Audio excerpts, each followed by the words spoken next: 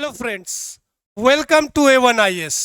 हमारी मुलाकात बहुत दिनों के बाद हो रही है और मुझे उम्मीद है आप बहुत अच्छे से पढ़ रहे होंगे फॉर योर बीपीएससी मेंस। हमने जो स्पेशल सीरीज लाया था current affair series PR specific, और भी A1IS के यूट्यूब चैनल पे आपने देखा होगा ज्योग्राफी के लगातार इम्पॉर्टेंट मेंस प्लस प्रीलिम्स के सीरीज आ रहे हैं। आज मेरा यहाँ आने का जो मुख्य कारण है, अब हम फोकस करेंगे आने वाले जो बहुत सारे इंपॉर्टेंट एग्जाम हो रहे हैं प्रीलिम्स को लेकर। स्टेट सर्विसेज में प्रीलिम्स का बहुत सारे एग्जाम होने वाले, वो मध्य प्रदेश हो, बिहार में हो, या यूपी पीसीएस हो, या राजस्थान पीसीएस हो, बहुत जगह पे स्टेट सर्विसेज के एग्जाम शुरू हो रहे हैं।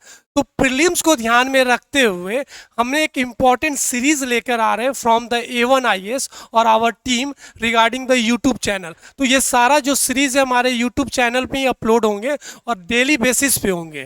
तो जैसे आपने बहुत अच्छा सपोर्ट किया और हमने बहुत अच्छे मेहनत के साथ जो डिमांड है क्वेश्चन का, जो पैटर्न है, उसके हिसाब से हमने मेंस के लिए बहुत स्पेशल सीरीज लॉन्च किया था। तो अब प्रीलिम्स के लिए भी हमने स्पेशल सीरीज लॉन्च कर रहे हैं और इस स्पेशल सीरीज में जो हमारा मुख्य पॉइंट होगा वो रिवीजन होगा। अब रिवीजन कैसे होगा, हमें पूरा उम्मीद है कि आपने फाउंडेशन बैच आप पढ़ रहे होंगे, कहीं ना कहीं से पढ़ रहे होंगे, सेल्फ स्टडी पढ़ रहे होंगे या किसी संस्थान से जुड़ कर पढ़ रहे होंगे। तो हमारे साथ में जो आप इस सीरीज से जुड़ेंगे, जो प्रीवियस ईयर क्वेश्चंस होते हैं उसको फोकस किया जाएगा इन एवरी सेक्शन, वो पॉलिटी हो, ज्योग्राफी हो, इकोनॉमी हो और हिस्ट्री हो। आपने देखा होगा स्टेट सर्विसेज में जो प्रीवियस ईयर के क्वेश्चन उठाइएगा तो लगभग 50 से 60% क्वेश्चन रिपीटेड होते हैं। तो वो रिपीटेड बहुत इंपॉर्टेंट होता है समझने के लिए, डायनेमिक समझने के लिए कि आने वाले समय में कैसा क्वेश्चन हो सकता, उस टॉपिक से होगा या वो same to same question repeat हो जाएगा। तो for that reason previous year is very important for the state services examination, जिसको ध्यान में रखते हुए हम घटना चक्र को एक इंपॉर्टेंट ऑथेंटिक सोर्स मानेंगे। आप सभी के पास घटना चक्र किताब तो होगा ही और आप इससे प्रैक्टिस करते हैं। दिक्कत क्या होता है ना, जब स्टूडेंट प्रैक्टिस करते हैं प्रीवियस ईयर के क्वेश्चन, तो वो क्वेश्चन उठाते हैं, ABCD ऑप्शन देखते हैं, उसमें टिक करते हैं, अच्छा इसका आंसर ए होगा, और उसको एनालिसिस को पढ़ लेते हैं। ये एक तरीके से रटने का तरीका हो गया, आप उसको मगअप कर रहे हैं और कुछ दिन के बाद वो फिर दिमाग से निकल जाता। हमारा जो अप्रोच रहेगा regarding the previous year in every subject, हम उसे डिटेल एनालिसिस के साथ पढ़ेंगे, एवरी क्वेश्चन उस टॉपिक को समझेंगे। लगभग 15,000 क्वेश्चन को हम कवर जब करेंगे तो सारे टॉपिक को कवर कर लेंगे। तो घटना चक्र एक बहुत इंपॉर्टेंट रिसोर्सेस है हमारे पास, एक ऑथेंटिक सोर्स है जहां हमें प्रीवियस ईयर क्वेश्चन मिल जाता है और इसी प्रीवियस ईयर क्वेश्चन से हमें समझ में आ जाएगा कि किस टॉपिक पे हमें ज़्यादा फोकस करना for the state services and particular to the Bihar public service commission. तो अब हम घटना चक्र को एक इंपॉर्टेंट सोर्स मानते हुए जब हम इसके इंपॉर्टेंट इंडेक्सेस देखते हैं तो ये सारा इंडेक्सेस है, लगभग 42 चैप्टर्स है जिसमें प्रीवियस ईयर क्वेश्चंस को एक तरीके से कोलैब किया गया, एक तरीके से इसमें इंक्लूड किया गया। तो ये सारे इंपॉर्टेंट टॉपिक्स हैं जो हमें पढ़ना है। पहला, constitutional development of India, constitution assembly, making of constitution, committees, sources, parts of Indian constitution, articles, schedules, preamble, symbols, fundamental rights, citizenship. तो ऐसे कर कर टोटल 42 टॉपिक्स हैं। अब ये 42 टॉपिक्स को हमें सारे तो ऑब्जेक्टिव क्वेश्चंस को डिस्कस करना, साथ साथ में देखिएगा बहुत सारे टॉपिक्स होते हैं ना जो डायनेमिक होते हैं। अब डायनेमिक टॉपिक के साथ जो करंट अफेयर्स डेवलपमेंट हो रहा उसको भी हमें डिस्कशन करना है। हो सकता है इस पर करंट ओरिएंटेड कोई टॉपिक हो। अब इलेक्शन कमीशन, जब हम इसके प्रीवियस ईयर के क्वेश्चंस देखेंगे तो साथ में हम वन नेशन वन इलेक्शन की बात करेंगे कि ये बहुत हमेशा न्यूज़ में रहा, इलेक्टोरल रिफॉर्म्स की बात करेंगे। जब हम कॉन्स्टिट्यूशनल अमेंडमेंट चैप्टर को देखेंगे तो रीसेंट अमेंडमेंट्स क्या क्या हुए हैं, अगर EWS को लेकर हो, GST को लेकर हो, OBC को लेकर हो, वुमेन रिजर्वेशन बिल को लेकर हो, तो ये सारे रीसेंट कॉन्स्टिट्यूशनल अमेंडमेंट्स हैं। तो ये सब करेंट डेवलपमेंट्स हो गए।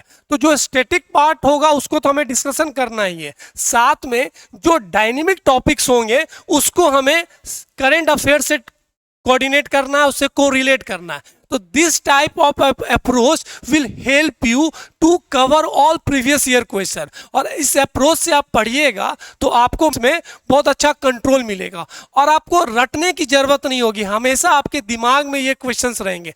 जब भी आप टेस्ट सीरीज में ये क्वेश्चन देखेंगे या पर्टिकुलर एग्जामिनेशन हॉल में आप देखेंगे तो आपको तुरंत क्लिक होगा, क्योंकि आपने इसको समझकर पढ़ा है, प्रीवियस ईयर को समझकर एनालिसिस कर को डिटेल रिव्यू कर कर आपने इसको सॉल्व किया है। तो ये प्रोसेस बहुत ऑथेंटिक एंड साइंटिफिक अप्रोच है, इसलिए हमेशा प्रीवियस ईयर की तो बात की जाती है, पर पढ़ने का जो तरीका होता है उस पर लेकर कोई बातचीत नहीं करते। तो this approach I am totally agree, और मुझे पूरा विश्वास है ये बहुत आपके लिए आने वाले समय में बहुत इफेक्टिव होगा। फॉर एग्जाम्पल अगर हम ये सारे टॉपिक्स को देखते हैं, साथ में अगर हम कुछ एग्जाम्पल्स देखते हैं कि मानकर चलिए कि ये एक क्वेश्चन है जो प्रीवियस ईयर में पूछा गया। अगेन आई एम सेइंग जो हमारे पास जो सोर्स है वो घटना चक्र है और बहुत ऑथेंटिक सोर्स है। अब ये क्वेश्चन है पहला चैप्टर से, ओके अब पहला चैप्टर से ये क्वेश्चन आया, in which of the following acts the provision was made for the establishment of supreme court at Kolkata. पहला ऑप्शन रेगुलेटिंग एक्ट, दूसरा Pitt's India act, charter act 1833। Answer इसका आपको ही पता रेगुलेटिंग एक्ट है। तो ये एक तरीका हो गया कि मैं आपको बताया कि इसका आंसर होगा ए, और now we forward to the next question. लेकिन हमारा जो अप्रोच रहेगा, अब यहाँ पे आंसर इसका क्या, रेगुलेटिंग एक्ट। इसमें पूछा कि सुप्रीम कोर्ट कोलकाता का जो एस्टेब्लिशमेंट हुआ था थ्रू विच एक्ट, तो रेगुलेटिंग एक्ट 1773। लेकिन रेगुलेटिंग एक्ट तो बहुत इंपॉर्टेंट एक्ट है, उसमें और भी बहुत इंपॉर्टेंट प्रोविजंस हैं, वो सारे प्रोविजंस हमें पढ़ना है। अब ये रेगुलेटिंग एक्ट आया क्यों, ब्रिटिश पार्लियामेंट ने क्यों एक समय लगा कि नहीं, आप जो ईस्ट इंडिया कंपनी है उसे कंट्रोल करने के लिए हमें कोई इंपॉर्टेंट एक्ट लेकर आएगा। तो अब हमारा जो अप्रोच रहेगा रिगार्डिंग प्रीवियस, हम रेगुलेटिंग एक्ट थोड़ा सा पढ़ेंगे, इसके बारे में पॉइंट समझेंगे कि रेगुलेटिंग एक्ट 1773। अब ये रेगुलेटिंग एक्ट क्यों आया, क्योंकि बहुत सारे कारण थे। Basically first time British parliament try to regulate the East India company. अब वो रेगुलेट करना चाहती थी थ्रू दिस रेगुलेशन, वो इस एक्ट को लेकर आती है जिसका नाम था रेगुलेटिंग एक्ट 1773। नाम से ही समझ में आ रहा, रेगुलेशन एक तरीके से रेगुलेट करना चाहती थी उनके पॉलिटिकल एंड एडमिनिस्ट्रेटिव एक्शंस को लेकर। तो ब्रिटिश पार्लियामेंट ने डिसाइड किया कि हमें एक रेगुलेटिंग एक्ट लेकर आना होगा। दूसरा इंपॉर्टेंट पॉइंट इसमें बोला गया, जो गवर्नर ऑफ बंगाल थे, गवर्नर ऑफ बंगाल जो थे, आफ्टर दिस एक्ट पास वो बन जाएंगे गवर्नर जनरल ऑफ बंगाल, और ये सुप्रीम बॉडी हो जाएगी। तो दिस टाइप ऑफ प्रोविजंस हमें सारे डिस्कस करने। फिर जो इंपॉर्टेंट पॉइंट्स बोला गया था कि ये रेगुलेटिंग एक्ट क्यों आया, तो इसके बहुत सारे थे, करप्शन हो रहे थे, फेमाइन था, बहुत भूखमरी था, बहुत एक तरीके से कंट्रोल बढ़ गया था, मिस एडमिनिस्ट्रेशन हो रहा था, जिसको ध्यान में रखते हुए इंडिया में ब्रिटिश पार्लियामेंट ने डिसाइड किया कि हमें रेगुलेटिंग एक्ट को लेकर आएगा। तो ये अप्रोच से आप जब पढ़िएगा प्रीवियस ईयर क्वेश्चन तो बहुत स्ट्रांगली आप हर टॉपिक को डिस्कस कीजिएगा।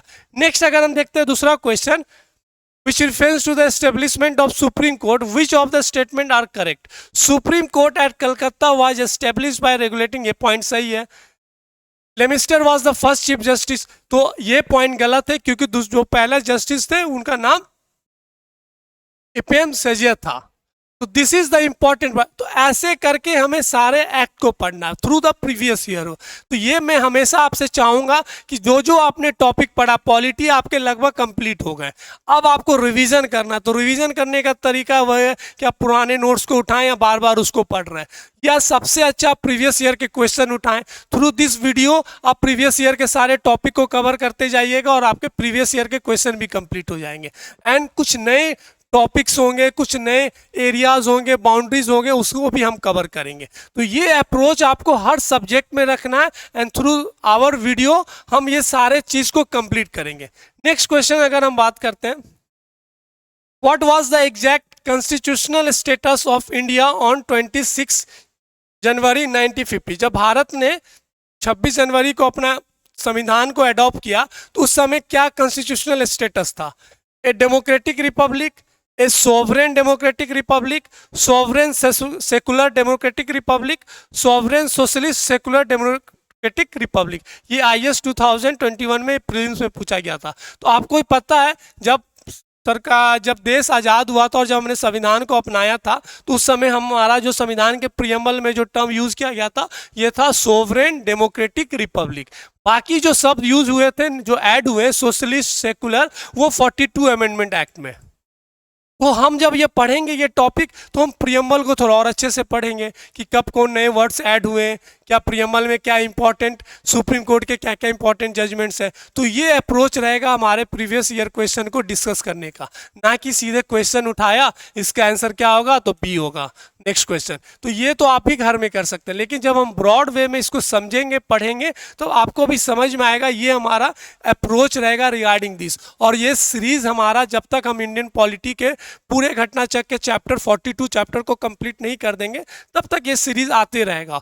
मैं उम्मीद करता हूँ कि आप हमारे साथ जुड़े रहेंगे और हर दिन ये वीडियो को समझेंगे, पढ़ेंगे, और जो भी कन्फ्यूजन रहेगा आप कमेंट में डालकर हमें मैसेज कर सकते हैं कि ये टॉपिक थोड़ा सा समझा दीजिएगा या जिसको लेकर। तो this type of discussion regarding our this previous year question. तो आज हमारा वीडियो बनाने का यही मकसद था, एक इंट्रोडक्टिव वीडियो, अप्रोच, गाइड, कैसे हम पढ़ेंगे प्रीवियस ईयर क्वेश्चन को लेकर। And this is very important. अगर आप ये सीरीज को पूरा कंप्लीट कर लेते हैं तो अब आपको प्रीवियस ईयर को लेकर कंफ्यूजन नहीं रहेगा। आप बार बार एक ही टॉपिक को अच्छे से रिवाइज कर लेंगे थ्रू द प्रीवियस ईयर। तो प्रीवियस ईयर को तरीके से आपने पूरे टॉपिक को कवर कर लिया, तो बार बार नोट्स पलटने की जरूरत नहीं है। सारे तरीके के क्वेश्चंस कैसे बनेंगे उसने आपने वो कवर कर लिया, तो एक तरीके से आपने रिवीजन तो कर ही लिया।